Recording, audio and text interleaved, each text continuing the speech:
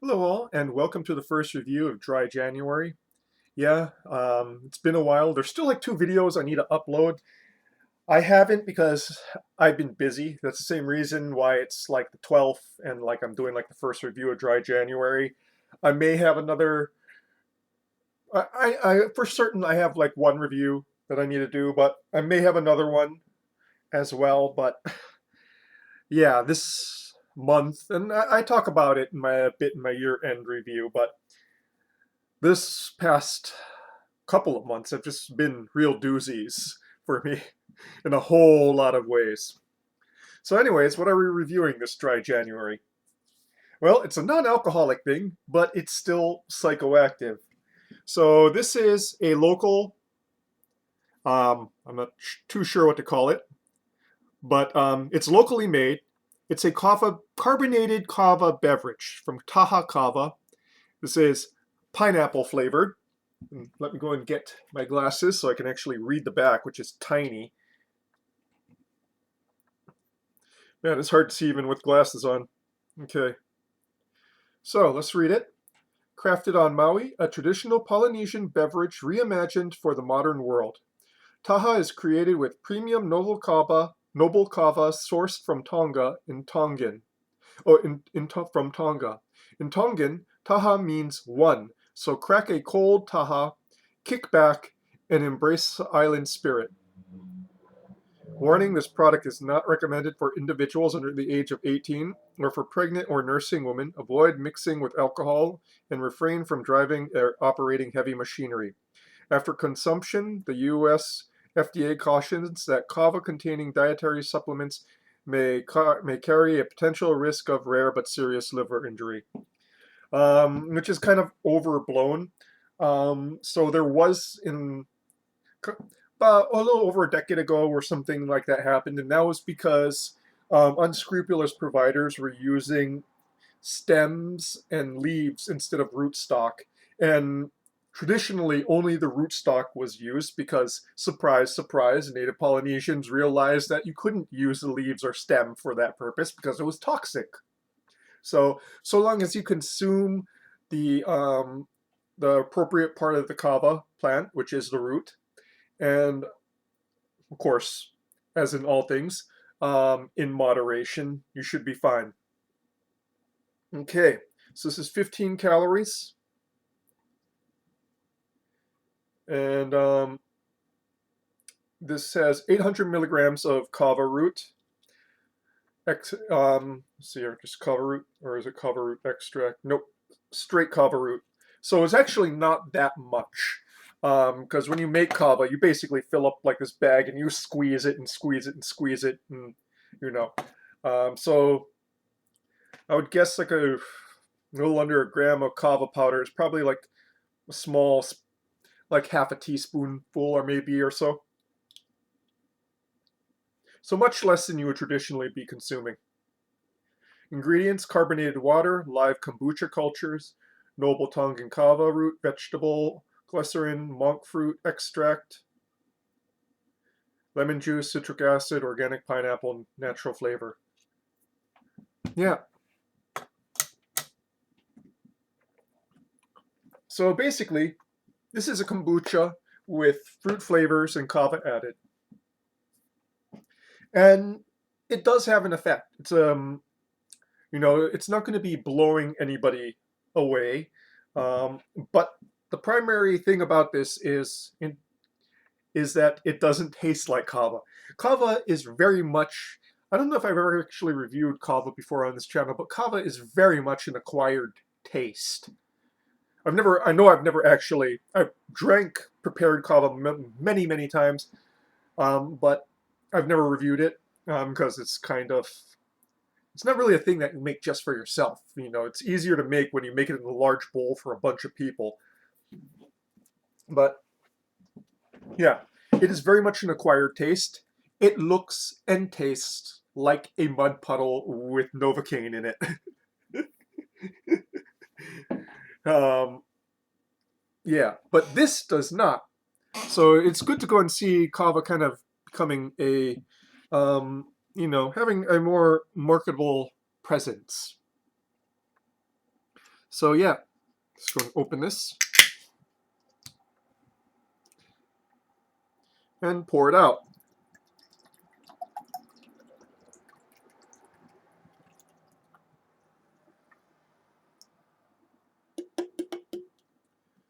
So pretty much all of this line is like more or less a cloudy clear, kind of tinged different colors. The mango hibiscus has a slight reddish tinge to it. This one has a slight yellowish tinge.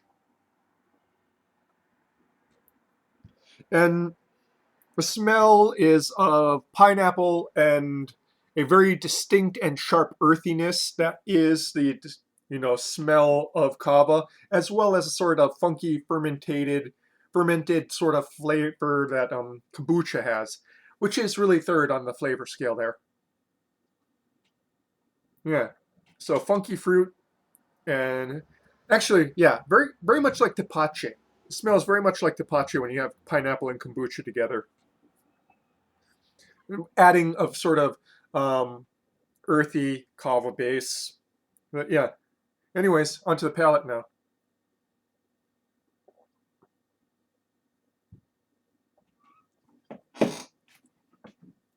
Carbonation is fairly light, but yeah.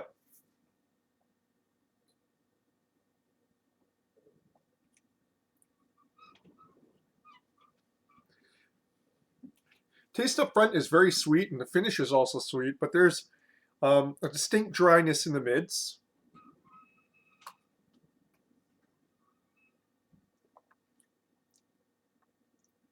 as well as a mild numbing effect on the tongue, which progresses as you drink more of it. You know, if you drink real kava, by the end of the night, you can't feel your face.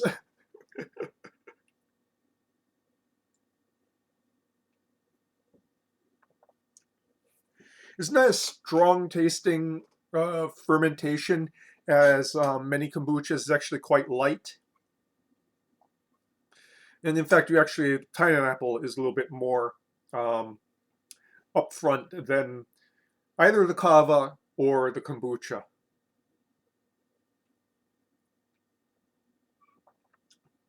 But all in all, it kind of comes across in flavor as a slightly sweet seltzer.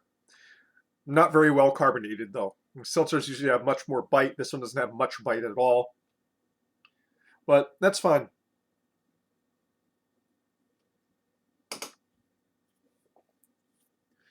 Now, as to the effect, pretty mild. I mean, you feel it um, after a single can. I've never had more than a single can of this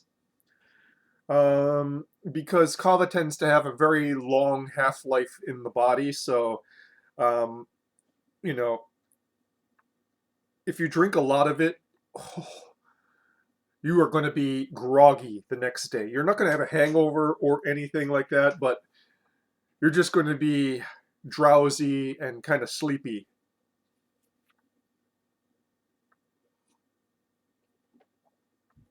Coincidentally, it's also very, very good as to counteracting the effects of overcaffeination to a certain extent um, because of that groggy aspect of it.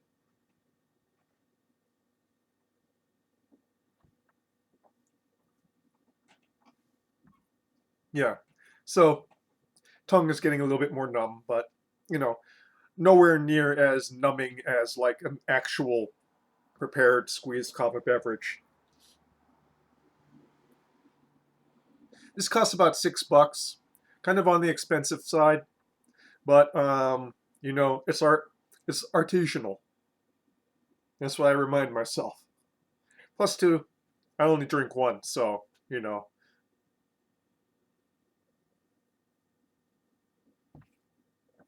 definitely makes me sleep.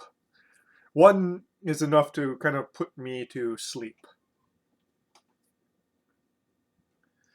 But yeah, I don't think this is available outside of Hawaii. But if you ever visit Hawaii and you find yourself in Times Supermarket or, a health food store, those are the only two places I've actually seen it sold, give it a shot. Um, you'll feel it's not like alcohol at all. Like I said, it's a very much you remain very clear cognitively. You just feel like very relaxed and eventually sleepy.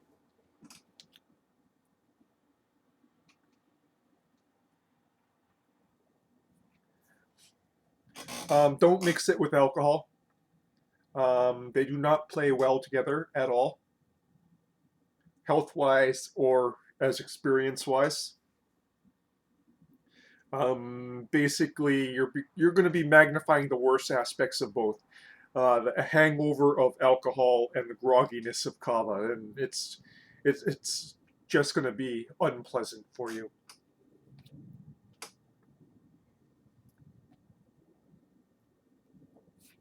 Single can like this is not going to go and wipe anybody out. Maybe make them take a nap, but it's not going to wipe anybody out. Again, probably don't, for obvious reasons. It is a beverage that has effects on the sensations. Do not drive while drinking kava. Operate heavy machinery, etc., etc. If you have liver issues, do not drink kava. But other than that, it's perfectly healthy. Yeah.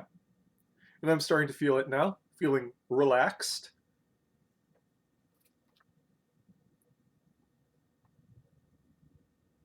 While still mentally sharp. I'm not getting sloshy and sloppy as I often do in my reviews. But yeah,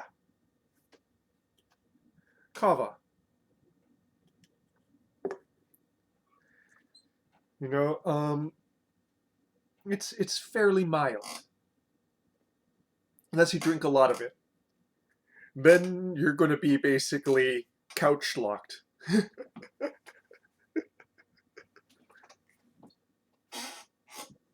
this brand, pretty good. It's not the first brand I've had.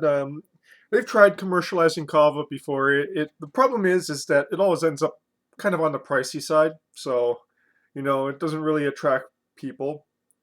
And people always expect like strong effects. This does not have strong effects. It has a relaxing effect, and that's enough for me. Also, too, I'm part Polynesian, so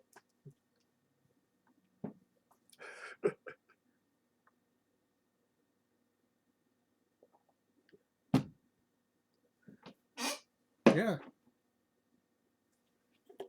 give us a shot if you're ever in Hawaii. And that, folks, is your kava review, I guess. Kava kombucha review for this evening.